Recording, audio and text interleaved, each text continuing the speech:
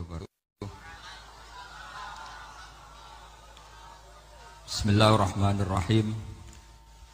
Tabarakalladzi nazzalal furqana ala 'abdihi liyakuna lil 'alamin nadhira.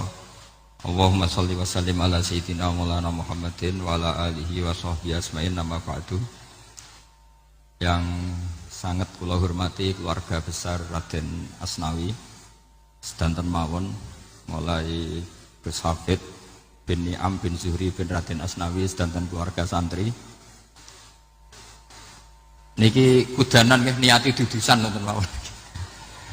Terus riyen wonten cerita udan niku rahmat. Jadi nak sampean melayu saking udan berarti melayu saking napa? Rahmat. Terus niki terus cara berpikir niku udan niku rahmat, terus termasuk tobat sing sah niku dawuh Imam Ghazali kon adus nganggo banyu udan sing ceblok langsung. Mergo nak liwat kenteng kadang kentenge iku hasil sumbangan proposal. Terus pun sing langsung mawon, sing liwat plastik pun mboten mandi niku. Mboten mandi niku sing mau sama niku. Terus dulu di antara syaratnya tobat niku dawuh Imam Ghazali niku adus udan sing perawan, maksudnya sing asli ceblok saking putih langit niku langsung sampean ombe. Nak tepak nggih tobat, nak mboten tepak nggih lara niku. Mergi asli.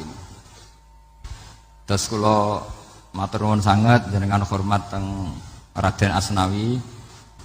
Beliau sekarang generasi keempat ya, wonten sing generasi ketiga. Nasab kula kepanggih Raden Asnawi teng Asnawi sepuh. Terus Mbah Raden Asnawi gadah bah namine Abdullah Husnen, terus Ibu Ayu Sofia niku binti Asnawi sepuh. Kula buyut kula kandung damaran niku Hafsah binti Maksum bin Soleh bin Asnawi sepuh. Kenapa saya cerita zuriyah gitu? Terus satu peradaban, ini bahasa Indonesia mohon ya, kersane gaul. Satu peradaban itu yang bisa bangun itu zuriyah itu komunitas gen. Meskipun nanti komunitas gen itu bisa disadap atau dibajak oleh orang-orang yang tidak gen, jadi agak ilegal tapi itu sah. Karena sampean bisa misalnya kalah nasab sama saya, misalnya bilang nanti ketemu di Nabi Adam saja Gus gitu. Nanti pasti kita ketemu di siapa? Nabi Adam. Terus kedua, kekalahan nasab itu udah abadi, karena nanti setelah jenengan ditanya di kuburan, bapak kamu siapa? Itu disuruh jawab Nabi siapa? Ibrahim. Terus kekalahan nasab sampean nanti berakhir di kuburan, karena nanti dijawab siapa bapak kamu, disuruh jawab siapa? Nabi Ibrahim. Jadi yang punya bapak Karmen apa itu sudah selesai, sudah nggak dipakai lagi. Nanti pakai siapa? Nabi siapa? Ibrahim. Nah, kenapa saya cerita bahwa nasab gen itu akan disatukan oleh satu visi ilmiah yang objektif. Gini ku dawuh Nabi Yusuf, wattaba'tu millata abai Ibrahim wa Ishaq wa Yaqub. Terus dawuh Nabi Yusuf, maka nalana an nusyrika billahi min syai'. Jadi saya ngikuti leluhur saya. Ini dengerin ya, saya ngikuti leluhur saya, yaitu Nabi Yakub bin Ishak bin Ibrahim. Leluhur saya itu siapa? Maka nalana an nusyrika billahi min syai', yaitu keluarga besar yang tidak pernah melakukan kemusyrikan. Ya, keluarga besar kami punya tradisi tidak pernah melakukan kemusyrikan. Dan bahkan itu dibahasakan tidak mungkin kita ini melakukan kemusyrikan. Maka nalana itu kira-kira kalau bahasa Indonesia itu kita ini tidak mungkin melakukan kemusyrikan. Nah, kenapa demikian? Itu berangkat dari logika yang permanen. Disebut yusabbitu Allahu alladziina aamanu bil qouli tsabiti fil hayatid dunya wa fil akhir. Logika permanen itu begini misalnya. Kita ini kan hidup dari bapak dari ibu terus sampai Nabi Adam. Kemudian setelah Nabi Adam ini berakhir, kemudian kita mau tidak mau berpikir Nabi Adam itu siapa. Terus diterangkan ternyata Nabi Adam itu satu makhluk hidup yang mulanya dari tanah. Lewat wahyu Allah, lewat titah Allah pun kemudian jadi manusia yang bernama Adam. Sebelum Adam ada bumi, ada langit, ada cakrawala macam-macam. Kemudian itu kita rumuskan lagi, asal usulnya adalah tidak ada. Adamiyun makhdun. Akhirnya kita tahu bahwa alam raya ini diwujudkan setelah dari tidak ada. Nah tentu terus kita berpikir, dari tidak ada menjadi ada itu pasti penyebabnya adalah sesuatu yang ada. Nah yang ada itu disebut wajibil wujud. Karena wajibil wujud ini wujud sendiri, nggak ada saingannya. Karena Allahu wala syai'amahu, Allah ada dan tidak ada pesaingnya. Maka kita ini berpikir nggak mungkin ada kekuatan manapun yang menyamai Allah. Sehingga nggak ada Yesus mungkin menyamai Allah, nggak ada Fir'aun, nggak ada Lata, nggak ada Uzza. Makanya disebut maka nalana an nusyrika billahi min syai'. Kita ini tidak mungkin melakukan kemusyrikan. Sama tidak usah tanya saya, Gus, tapi orang menjadi musyrik itu kan mungkin. Jawabannya itu tetap nggak mungkin. Kemusyrikan itu satu teori yang nggak mungkin. Tapi kalau orang musyrik itu mungkin.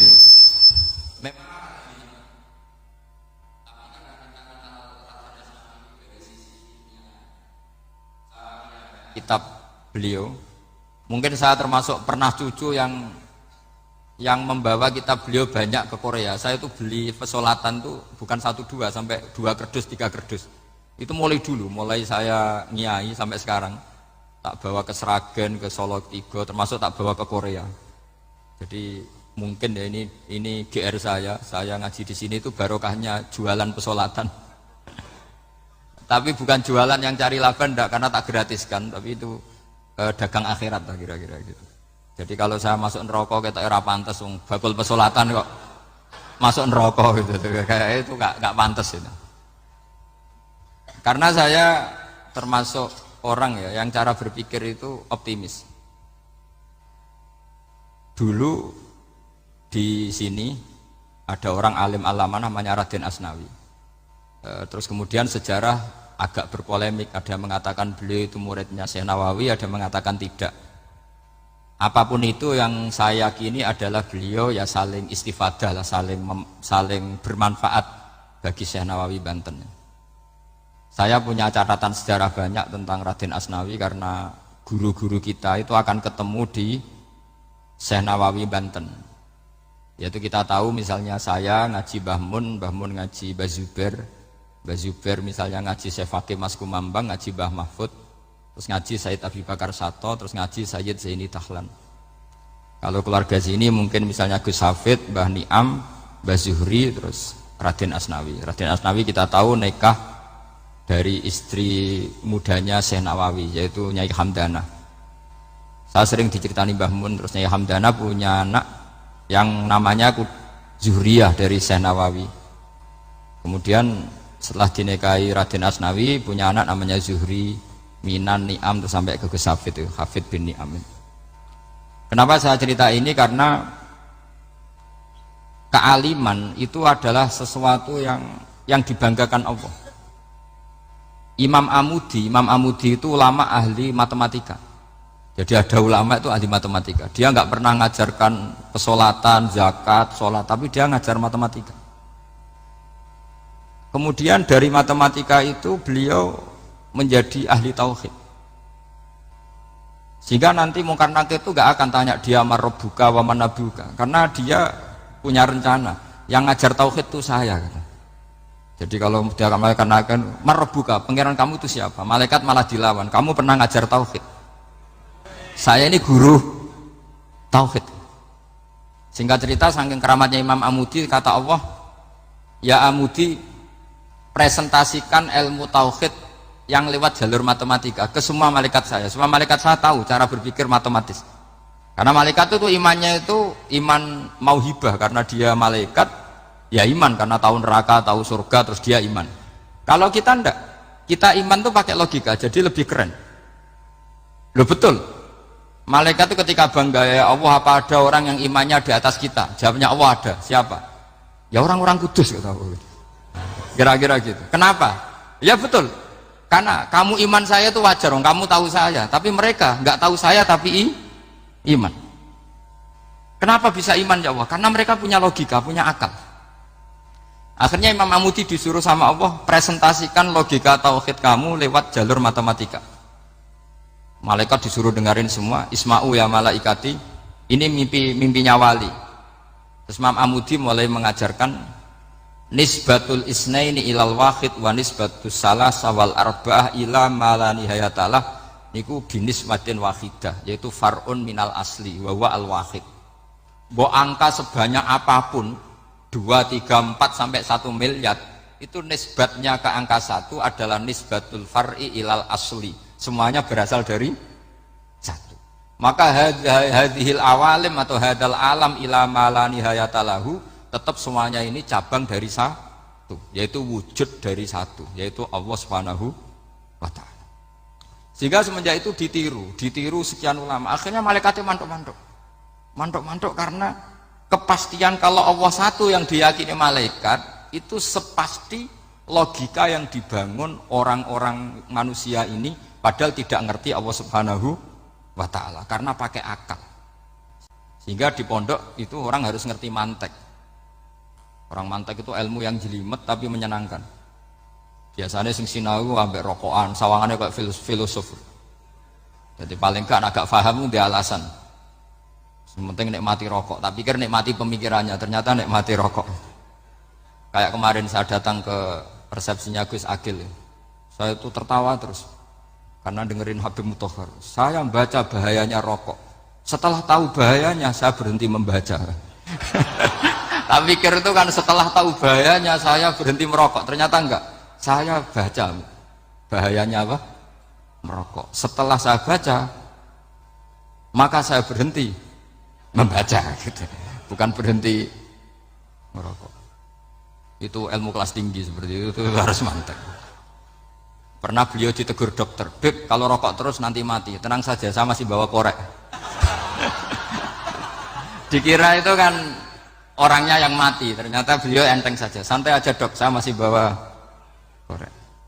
Jadi saya bukan nyarankan santai rokok, tapi orang rokok itu memang punya logikanya sendiri. Kalau Banafek Hajen itu masih pernah bahasa juga. Karena Banafek juga turunan Mbah Mutamakin. Mbak, rokok itu haram tau ora? Nak cara kula darani haram sebuti bah. Lah iya, nak haram ya bener aku. Mulane tak obong, barang haram apike diobong. Jadi saya sama orang-orang sepuh itu tidak pernah menang. Jadi apa ya? Mereka itu orang yang sudah lama gimana ya? Mau dikatakan bulat itu ya, tapi memang nggak pernah kalah mereka. Ada satu kiai, masih misananya Banafek. Ini rokok 2 katanya. Bagi yang nggak ngerokok berarti membiarkan 2 haram masih. Bagi yang merokok berarti mengurangi haram. Kalah lagi ya. Jadi saya tuh pernah dibully 2 mbah saya. Karena 2 mbah saya ini rokok semua. Akhirnya saya sing nom ngalah gitu. Karena saya tidak mungkin bilang sing waras ngalah karena kalah sepuh gitu. Jadi ya sudah, mau tidak mau harus bilang sing nom kalah. Tapi yang penting itu kita mendengar. Jadi ternyata sepinter-pinternya kita itu mesti kalah pinter sama yang sepuh-sepuh itu. Jadi kalau tahu bahayanya rokok lewat membaca ya harus berhenti merokok. Berhenti membaca katanya. Nah malaikat ini cerita lagi malaikat. Saya memang dari awal niat hormat Raden Asnawi karena buyut-buyut beliau itu ketemu di buyut saya. Saya ini turunan Mbak Asnawi sepuh. Terus cuma buyut saya itu nikah Lasem, terus saya keceluk cucunya keluarga Lasem. Sebenarnya saya juga cucu Kudus, tapi terus alhamdulillah sekarang kembali karena buyut saya menyuruh saya ngajar di Damaran, terus sampai sekarang saya ngajar di Damaran. Tapi buyut saya itu masih lahir di Damaran, namanya Mbah Hafsah, itu Hamsah binti Maksum bin Soleh bin Asnawi Sepuh. Sama seperti nasab di sini Raden Asnawi, Mbak Abdul Husnan, terus Nyai Ayu Sofiyah, terus Mbak Raden Asnawi. Saya mau cerita, jadi ilmu itu lebih keren kita. Sehingga Rasulullah SAW pernah ngendikan, saya ini rindu sekali li ikhwani, kata Nabi itu ikhwani. Kata sahabat bilang, alasna ikhwanaka ya Rasulullah, bukankah kita ini saudara kamu, saudara engkau ya Rasulullah? Tidak, antum ashabi, kamu itu sahabat saya. Siapa teman-teman kamu itu ya Rasulullah? Yaitu kaumun yang tidak melihat saya kemudian iman kepada saya. Jadi mereka seperti kita semua di Kudus ini tidak melihat Rasulullah SAW, tapi iman sama Nabi. Dan ketika malaikat yubahi bikum malaika, Allah bangga dengan malaikatnya, membanggakan kita. Sampai malaikat itu sentimen, kok bisa ya Allah? Ya karena tadi, kamu iman sama saya wajar. Karena kamu melihat surga, melihat neraka, melihat aras. Sementara orang Kudus coba ngelihat apa? Paling simpang 5. Apa simpang 7 itu?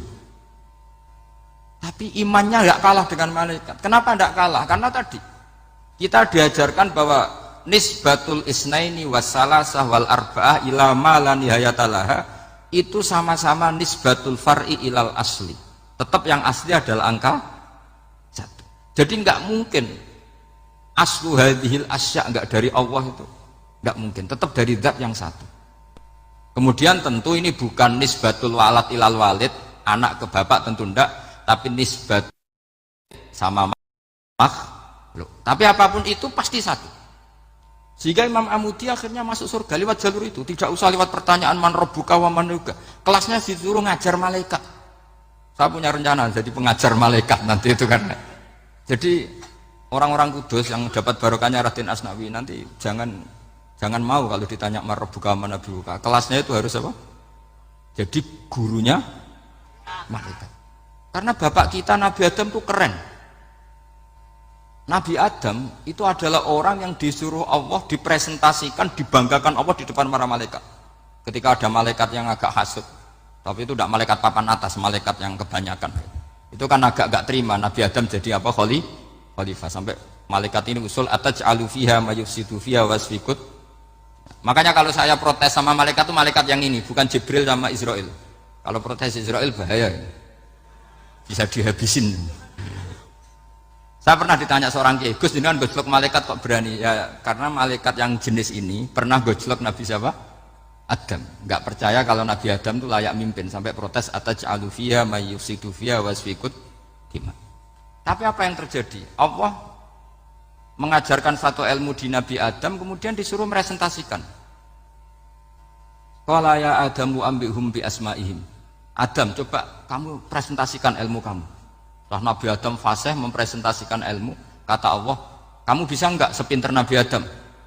Enggak bisa ya Allah. Makanya sudah saya bilang, ini a'lamu malah. Saya lebih tahu siapa yang layak mimpin. Jadi layak mimpin itu pertama harus kuwatul ilm. Ilmunya itu harus kuat. Nanti saya akan cerita hubungannya Raden Asnawi dengan Syekh Nawawi. Apa itu hubungan teman, apa murid guru, itu memang masih jadi polemik sampai sekarang. Kalau saya ya keyakinan saling istifadal. Ini bahasa netral, tidak murid guru tapi saling apa? Istifadah. Kata Syekh Nawawi dalam tafsir Munir itu, ilmu itu nomor 1. Sehingga beliau setiap ada ayat fa inna hizballahi humul ghalibun, beliau pasti menafsiri bil hujjah wal barohin la bis saulah. Saya masih ingat betul takbirnya, memang saya hafalkan. Tapi bukan untuk modal pidato, bukan modal sebagai wong alim. Kalau pidato gampang. Pidato itu semua orang bisa. Kalau jadi orang alim itu tidak gampang. Lebih susah lagi wong alim berpidato. Itu kalau nggak pernah mbah saya tidak mau. Karena memang saya terkenal nggak suka pidato. 1 memang nggak bisa. Nomor 2 tidak ingin. Nomor 3 ya rugi. Karena pidato itu nasib-nasiban itu. Kalau nasib baik kamu tidak paham itu, wah Gus Ba ilmunya tinggi sehingga kita tidak paham itu kalau nasib baik. Kalau nasibnya ada baik, nak ngendikan bulat sama itu tepak-tepakan. Dan Syekh Nawawi itu benar, Raden Asnawi juga benar, semua guru-guru kita benar. Karena agama ini sebetulnya bukan masalah negara, tapi masalah logika yang sehat. Uni Soviet itu pernah mengkooptasi Uzbek, Ceknya, Tajikistan. Itu 100 tahun. Orang dipaksa ateis. Tapi orang-orang Uzbek, saya sering ketemu ulama Uzbek, kadang ketemu di Korea, kadang di Malaysia. Orang-orang Uzbek itu punya basement di bawah tanah. Kemudian di bawah tanah ini mereka ngajarkan tauhid. Ngajarkannya ya gampang. Misalnya ini sesuatu yang ada, ya ini. Ini ada penciptanya enggak? Ya ada. Siapa? Tukang katanya.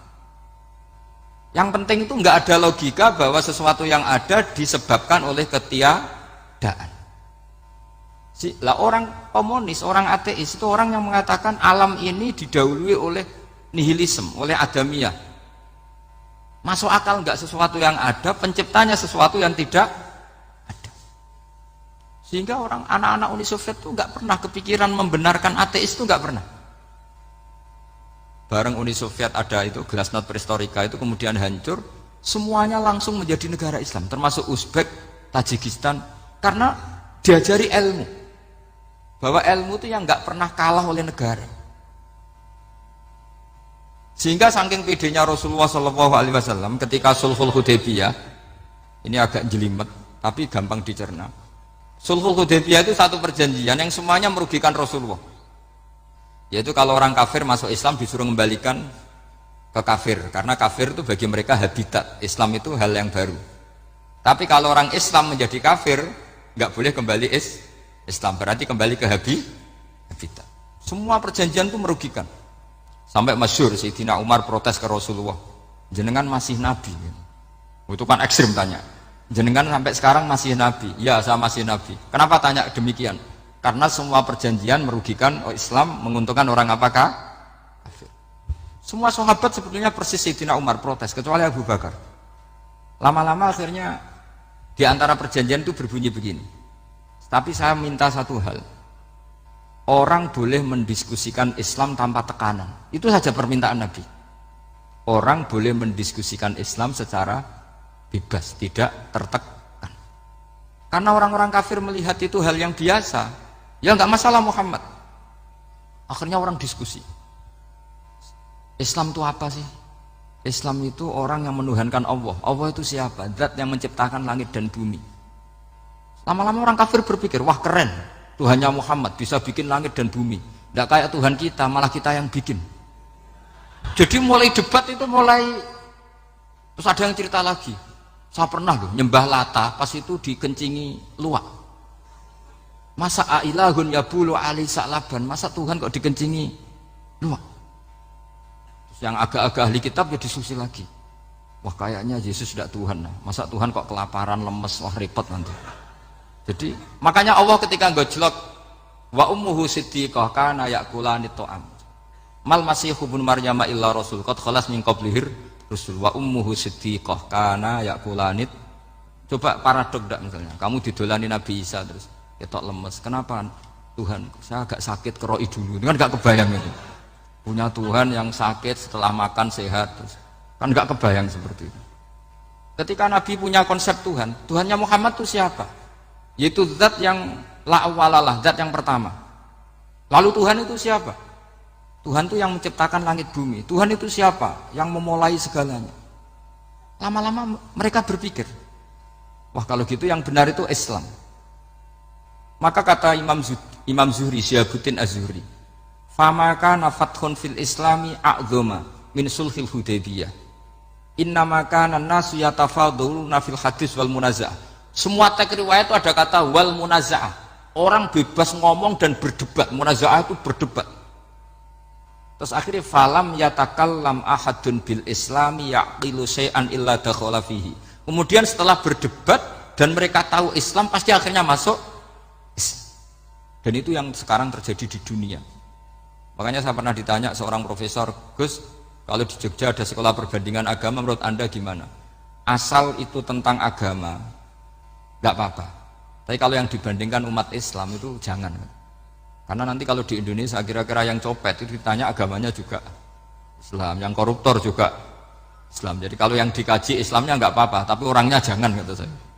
Karena yang bulat ya banyak, yang nggak sholat ya banyak. Tapi kalau Islamnya saja, misalnya adu konsep tentang Tuhan, masyhur kita mungkin banyak yang melihat itu debatnya Stanley Fischer sama Ahmad Didat itu. Tuhan kamu siapa ini itu sama Didat cerita Tuhan saya itu lam yalid walam yulad walam yakul lahu kufuwan. Itu spontan ada seorang mahasiswi bilang, sepertinya Tuhan Anda lebih menarik. Karena Tuhan Anda yang menciptakan langit bumi, yang Tuhan ini kok lahirnya sudah di bumi, masa lahir-lahir langsung jadi Tuhan. Jadi akhirnya falam yatakallam ahadun bil islami yaqilu syai'an illa dakhala fihi. Sehingga agama ini apa? Agama itu adalah kalimat tauhid. Kalimat itu apa? Logika yang terbangun. Nah, ketika logika itu terbangun, maka disebut yusabbitu Allahu alladzina amanu bil qaulis tsabit fil hayatid dunya wa fil akhirah. Allah itu akan menetapkan satu kaul, satu presentasi ilmiah atau satu kesimpulan ilmiah. Yang kesimpulan itu nyata benarnya. Dan ini akan nyata terus baik di kehidupan dunia maupun kehidupan apa? Akhirat. Seperti Allah sebagai Tuhan. Itu akan nyata terus. Di dunia Allah ya Tuhan, nanti di akhirat juga Tuhan. Tapi Tuhan selain Allah, maka menjadi Tuhan ini nunggu ada yang menuhankan. Misalnya Fir'aun, itu jadi Tuhan karena ada yang menuhankan. Sekali dia mati, dia sudah aset wisata, bukan Tuhan lagi. Makanya gejolokannya orang ulama Arab, kalau ketemu ulama Mesir, kalau gejolokan itu lucu. Orang Arab, ada Abu Jahal, Abu Lahab, penggaweane ngusir Nabi gitu. Itu gejolokannya ulama Mesir. Kata ulama Arab, kamu gayanya benci Fir'aun, tapi rizki kamu dari wisata melihat Fir'aun. Itu gejolokannya ulama Arab sama ulama Mesir. Sehingga agama ini mengajarkan apa? Satu kalimat. Makanya kamu harus belajar mantek. Dulu Raden Asnawi ya pengajar mantek. Dulu buyut saya di sini Mbah Fauzan, abahnya Mbah Pah itu, mbahnya itu juga pengajar mantek. Karena di antara yang diceritakan Allah itu wa ja'alaha kalimatam baqiyatan fi aqibih. Tugas utama Nabi Ibrahim adalah menjadikan satu logika. Kalimah itu logika. Itu menjadi logika yang abadi, baqiyah itu abadi. Fi aqibih di anak turunnya Nabi Ibrahim. Misalnya begini, saya beri contoh ya. Misalnya saya mengatakan teh ini hitam. Itu menjadi kalimah karena diucapkan. Tapi tidak menunjuk hakikat karena tehnya berwarna apa? Kuning. Sehingga Quran kalau menyalahkan orang kafir itu ngendikannya kaburas kalimatan takhruju min afwahihim. Omongannya orang kafir itu menjadi kalimat karena diucapkan dari mulutnya. Kenapa menjadi kalimat? Karena diucapkan tapi tidak menunjuk hakikat. Seperti orang mengatakan 2 ditambah 2 itu 10. Itu kalimat, tapi kalimat yang salah karena tidak menunjuk hakikat. Seperti orang kafir mengatakan Tuhan itu 3. Itu kalimat karena diucapkan tapi tidak menunjuk hakikat. Tapi ketika seseorang mengatakan Allah itu Tuhan, Tuhan itu satu, itu disebut kalimatu haqqin 'alaiha nahya wa 'alaiha namut. Temeriki tahlilane wa 'alaiha napa wa biha? Wa 'alaiha napa wa biha? Wa 'alaiha ya ada yang tahlilan wa biha, itu enggak tahu sanadnya dari mana, pokoknya ada yang wa 'alaiha, ada yang biha. Kenapa dikatakan kalimat tauhid? Karena kalimat yang dari kesimpulan berpikir. Dan agama ini dibawa Nabi Ibrahim itu untuk membawa kalimat tauhid. Ciri utama kalimat tadi, kamu yakin seyakin-yakinnya bahwa nisbatul snaini wassalasah wal arba'ah ila ma la nihayata laha itu kanisbatis snaini ilal wahid, yaitu semuanya far'un minal asli. Aslinya adalah wahid. Sehingga di kitab, saya pernah ngaji Mbah Mun, namanya kitab Al-Husunul Hamidiyah. Itu dikarang oleh ulama-ulama sekarang, itu diajarkan di MGS. Ini mbah-mbahnya Gus Akil pendirinya madrasah MGS. Itu ada gambarnya di situ. Di situ ada gambar piramida, ada gambar hewan, ada gambar pohon. Kata yang ngarang, gambar sedetail ini, sejelimet ini dimulai dari nuktah wahidah. Tetap dimulai dari satu titik. Dan ini disebut nuktatil wujud. Jadi mbok orang kudus sebanyak ini tetap dimulai dari satu orang, yaitu Adam. Adam dimulai dari ketiadaan. Lalu siapa al-mujid? Pewujudnya siapa? Hanya Allah Subhanahu wa ta'ala. Sehingga ulama-ulama termasuk Syekh Nawawi itu paling suka ngendikan semua makna Quran dikumpulkan di Fatihah, Fatihah dikumpulkan di Bismillah, Bismillah dikumpulkan di ba, karena di ba itu ada titik nukdotil wujud, yaitu disingkat bi kana makana wa bi yakunu ma yakun. Karena saya, kata Allah, semuanya akan ada, dan karena saya yang enggak ada semuanya suatu saat ada. Disebut nukdotil wujud. Nah, kita meyakini kalau Allah satu itu seyakin-yakinnya, karena nggak mungkin angka nggak dimulai dari angka satu. Begitu juga gambar seapapun julumete. Misalnya sampean gambar zaman saya kecil, gambar paling favorit itu apa? Kambing bertarung. Itu gambarnya kan susah. Daripada gambar kambing bertarung susah terus dibikin kotak saja, tembok. Kalau tanya gurunya, gambarnya mana? Di belakang tembok, Bu. Ini itu dulu saya diwarai anak-anak nakal ya. Jadi semua satu gambar itu disuruh gambar harimau, yang satu disuruh gambar kambing bentrok, yang satu disuruh gambar matahari, semuanya kotak semua. Ini itu Bu, gambarnya di belakang apa? Tembok. Maka nggak kelihatan kata. Jadi gurunya kalah cerdas. Yang guru itu sebenarnya nggak pernah menang, karena murid itu lebih pinter.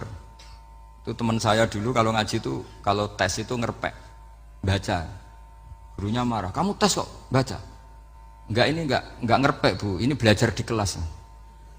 Katanya belajar kapan saja di mana saja. Acuh. Jadi apa ya, orang itu kadang yang salah itu lebih masuk akal kadang-kadang ini. Saya teruskan ya supaya ini dapat barokahnya Raden apa? Asnani. Saya mohon sekali ya, kalimatul haqqin itu harus kamu jaga. Caranya jaga ya tadi. Kalau kamu udah bisa ilmu mantek, misalnya al-alam mutaghayyir wa kullu mutaghayyir hadis la budda min muhdits, itu kan jelimetan. Pakai saja teori umum bahwa gambar apapun jelimetnya itu dimulai dari satu titik. Karena nggak dimulai dari satu titik, tidak bisa. Maka alam apapun jumlahnya nggak terhingga, tetap dimulai dari al-wahidul qahar, yaitu satu titik. Yaitu dalam konteks tauhid tentu itu Allah Subhanahu wa ta'ala. Sehingga Nabi Ibrahim itu orang paling sukses bikin waja'alaha kalimatam baqiyatan fi aqibi. Terus Nabi Muhammad begitu, sahabat begitu, sampai kita sekarang diajari ilmu mantek. Ilmu mantek itu logika yang nggak terbantahkan. Karena mau tidak mau. Kata Imam Syafi'i, fa innal uqula muttarratun ila qabulil haq, karena akal akan dipaksa menerima kebenaran. Dan itu yang terjadi di Uni Soviet. Dikooptasi 100 tahun untuk berfaham ateis, dilawan oleh ilmu, tetap menanamkan ilmu tauhid, ilmu mantek. Ketika Uni Soviet secara politik runtuh, semuanya menjadi muslim, termasuk negara-negara yang dulu dikooptasi. Maka kamu tidak usah kecil hati di Indonesia, apapun rusaknya negara ini, asal kita cara bertauhid benar, insya Allah tetap meninggal husnul khotimah. Karena sudah janjinya Allah, yusabbitu walladzina amanu bil qaulits tsabit. Sing jelas itu nomor satu tuh al qaulits tsabit. Memang itu logika yang masuk akal. Jadi jangan kira semua orang ditanya marab, bukan, ndak. Banyak ulama yang nggak ditanya. Masyhur itu dalam cerita keramat-keramat. Ada guru tauhid ngajarin tauhid. Setelah ditanya mungkar nakir, Imam Malik datang. Kamu nanya ini, man rabbuka man nabiyuka, kamu tahu ini guru Umul Barohin yang tukang ngaji tauhid. Guru tauhid kok ditanya apa? Tauhid. Malaikatnya nggak jadi tanya. Dan saya percaya cerita-cerita seperti itu karena secara umum itu ala inna auliya Allahi la khaufun alaihim wa lahum yahzanun lahumul busyra fil hayatid dunya wa fil akhirah. Artinya kalau wali itu kok ditanya mungkar nakir berarti ngalami ketakutan. Karena di situ kan digambarkan mungkar nakir itu sewangar, bawa godam.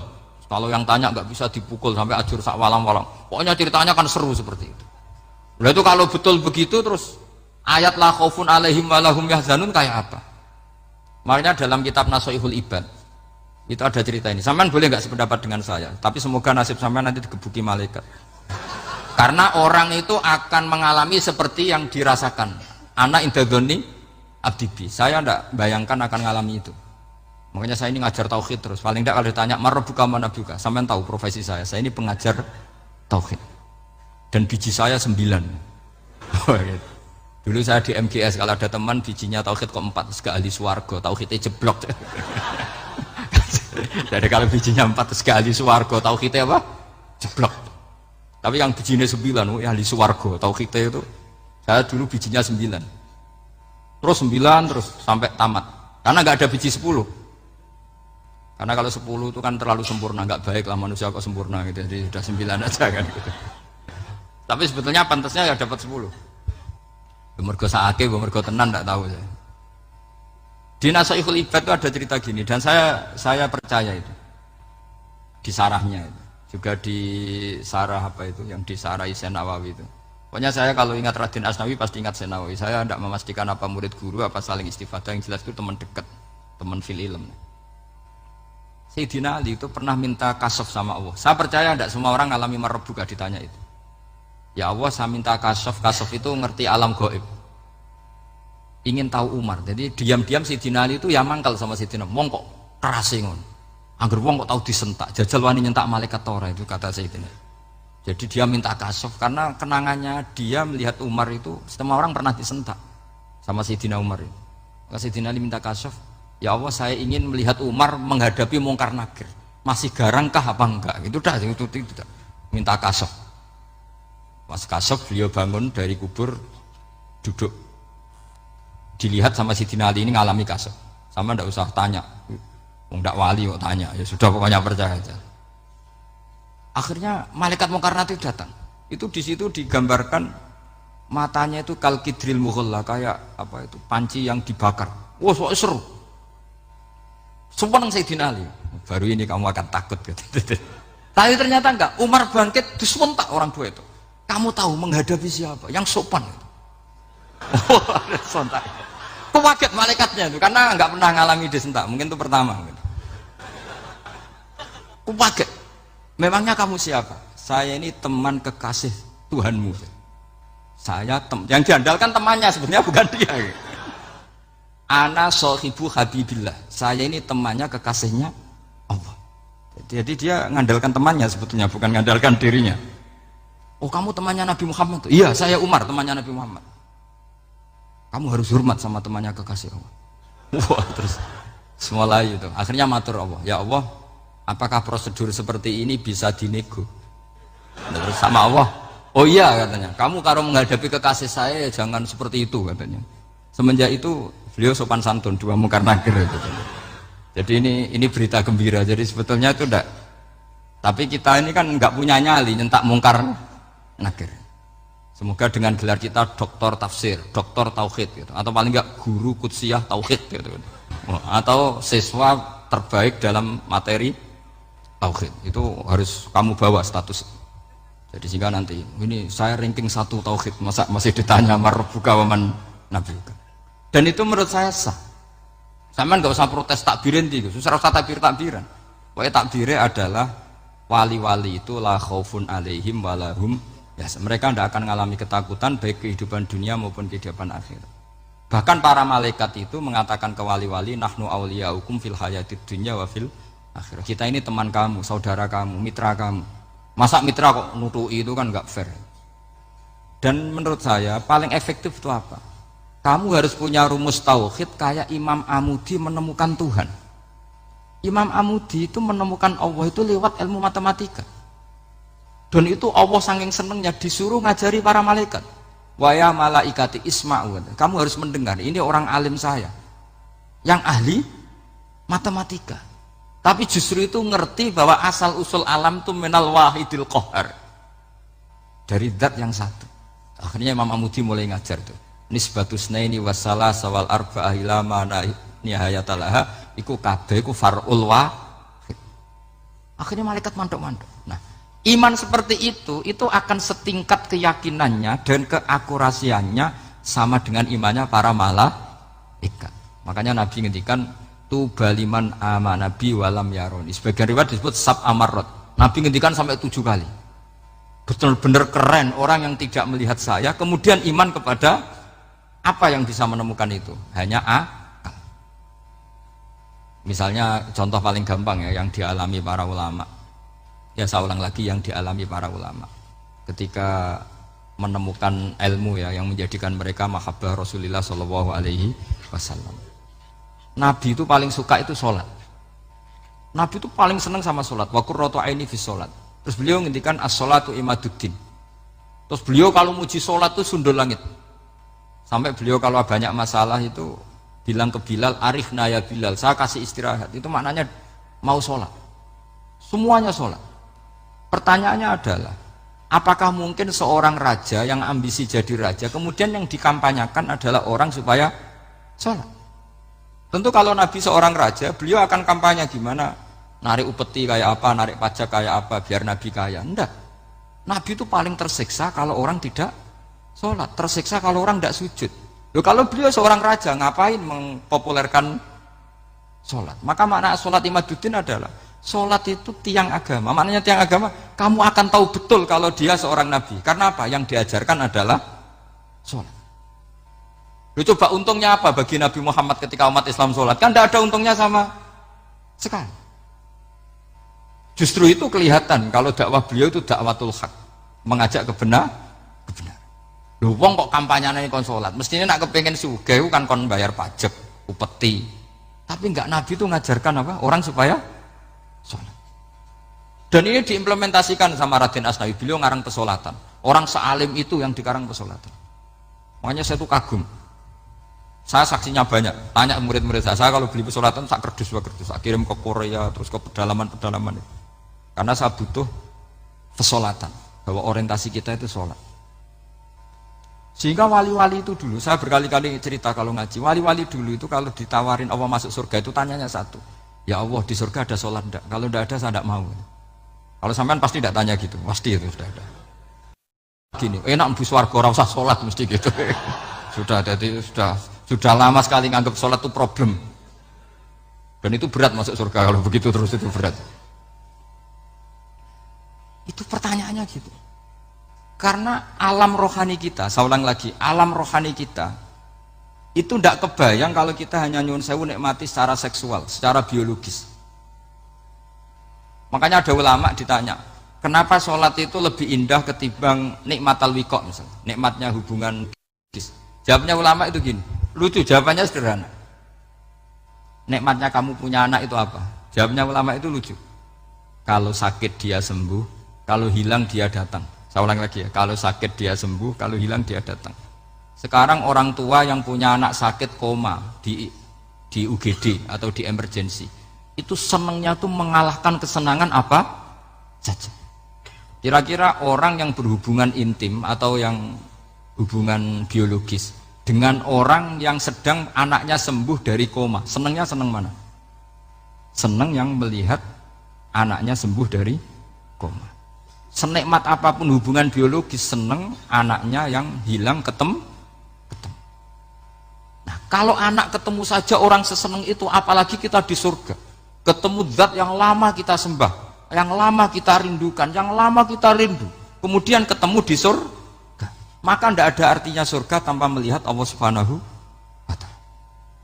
Memang harus dijelaskan secara rohani. Akhirnya orang ngerti bahwa nikmat tertinggi di surga adalah melihat Allah Subhanahu wa Ta'ala. Karena kalau anak-anak muda mungkin protes, ya enggak, ya enak kumpul sama widadari gini-gini. Wah itu kan yang trauma bojone jelek gitu. Wah itu yang bojone jelek mesti kesusu masuk surga karena itu sudah jelek, cerewet, nggak mati-mati kan gitu. Terus dia ingin masuk surga mesti niatnya welek, mesti pikiran pertama itu kumpul widadari. Tapi ada ulama yang bikin analogi tadi, misalnya istri kamu cantik, kemudian anak kamu sakit, koma. Hubungan dengan istri sama dengar berita anak kamu sembuh, seneng mana? Seneng anak sembuh. Sama anak yang hilang, seneng mana? Anak yang hilang ketemu. Maka terus ulama bisa menjelaskan itu. Kalau orang ketemu anaknya seseneng itu, apalagi ini ketemu Tuhannya yang bertahun-tahun disembah, kemudian tidak pernah melihat. Di surga itu nanti kita melihat Allah Subhanahu. Makanya Allah begitu bangganya mempromosikan surga. Surga itu apa? Surga itu wujuhu yauma idzin nadhirah ila rabbiha nadhirah, yaitu wajah-wajah berseri-seri dan melihat Allah. Itu tanpa dijelaskan seperti ini Anda akan janggal, enaknya di mana? Tapi setelah dijelaskan detail gini oleh ulama, maka kita akan tahu an-ni'matul uzma sing enggak ada perbandingannya adalah nikmat masuk apa? Surga karena melihat Allah Subhanahu wa Ta'ala. Ya jadi saya berkali-kali pokoknya minta sekali, hadil umat harus umat yang rasional, terutama dalam mengemban tauhid. Karena tauhid ini yang disebut kalimah. Sampai Allah mengistilahkan kepada Nabi Ibrahim itu waja'alaha kalimatam baqiyatan fi aqibih. Kalimat tauhid adalah kalimat yang akan abadi di anak cucunya Nabi Ibrahim. Baik anak cucu yang karena gen mau anak cucu yang karena sebab, yaitu santri dengan kiai. Dan itu caranya gimana? Umat Islam jangan berhenti belajar mantek.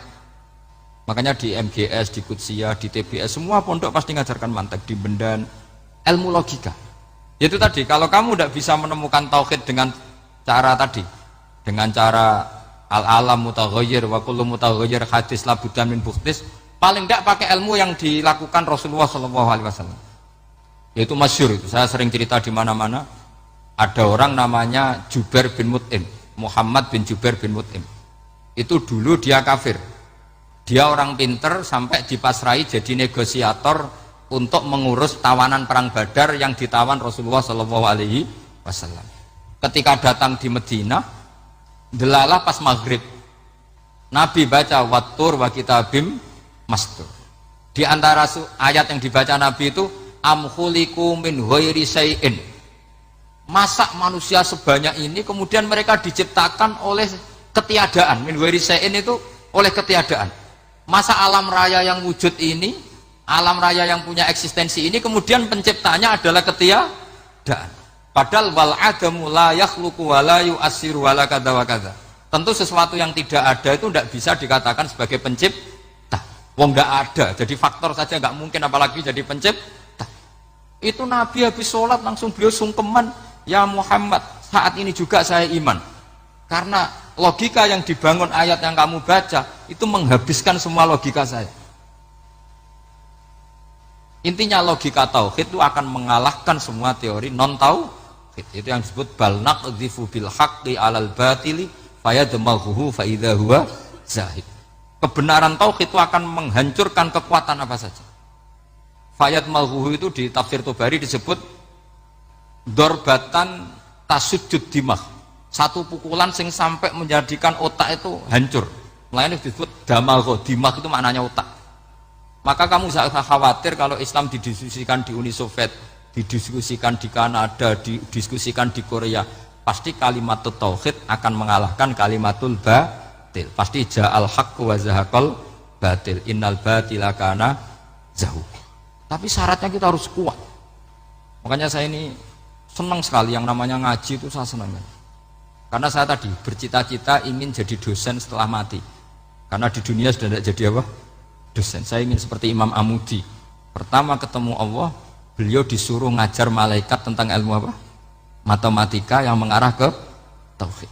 Jadi diajarkan. Kamu tahu angka 2, angka 3, angka 4, semuanya bersumber dari angka 1. Berarti semuanya berawal dari 1. Gak tahu setelah itu malaikatnya dites lagi apa enggak, gak tahu. Pokoknya pas itu malaikat ya paham semua. Oke. Kayak apa hebatnya umat Rasulullah Shallallahu Alaihi Wasallam? Karena akalnya kuat. Sehingga kita harus kuat. Sehingga kalimat yang benar disebut kalimatul haqqin alaiha nahya wa alaiha.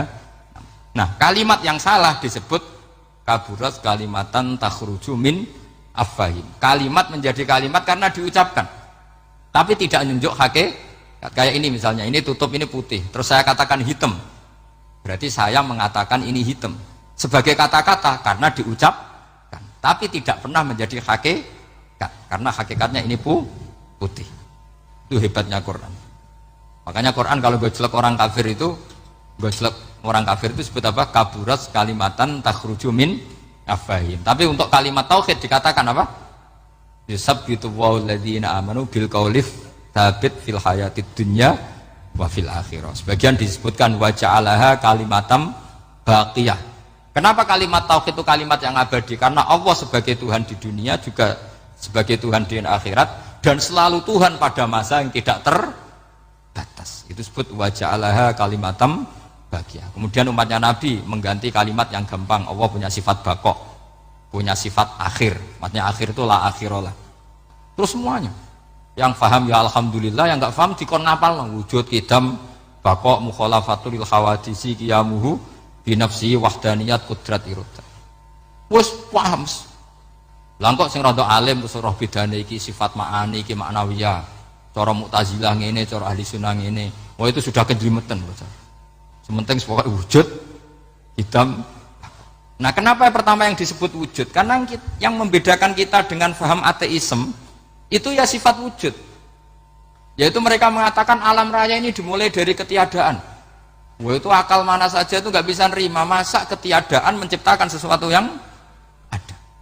Maka kata Ibnu Hajar al Asqalani ketika mentafsirkan mensarai hadis salasun mangkunna fihi wajata halawatal iman.